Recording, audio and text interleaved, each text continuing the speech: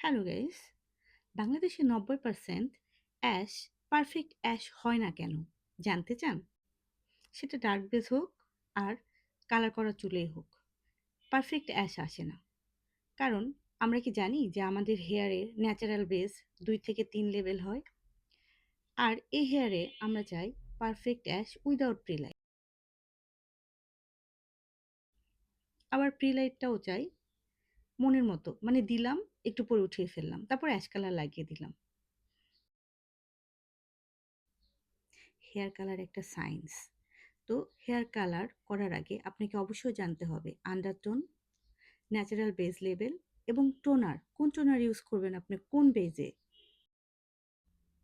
আমার 15 বছরের ট্রেনার ক্যারিয়ারে সবচেয়ে চ্যালেঞ্জিং এখনও অ্যাশ কালার।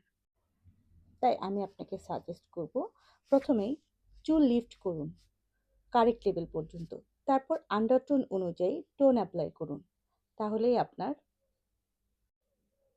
আপনার ক্লায়েন্ট এভাবে হাসি নিয়ে বের হবে আর আপনিও খুশি হবেন।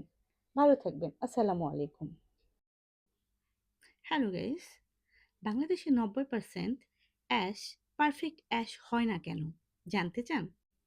সেটা ডার্ক বেজ হোক আর কালার করা চুলেই হোক, পারফেক্ট অ্যাশ আসে না। কারণ আমরা কি জানি যে আমাদের হেয়ারের ন্যাচারাল বেজ 2 থেকে 3 লেভেল হয়। আর এই হেয়ারে আমরা চাই পারফেক্ট অ্যাশ উইদাউট প্রিলাইট।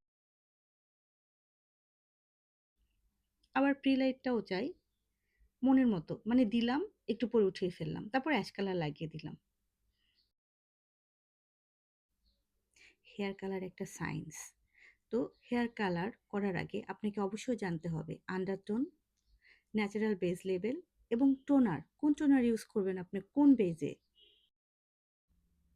আমার 15 বছরের ট্রেনার ক্যারিয়ারে সবচেয়ে চ্যালেঞ্জিং এখনও অ্যাশ কালার।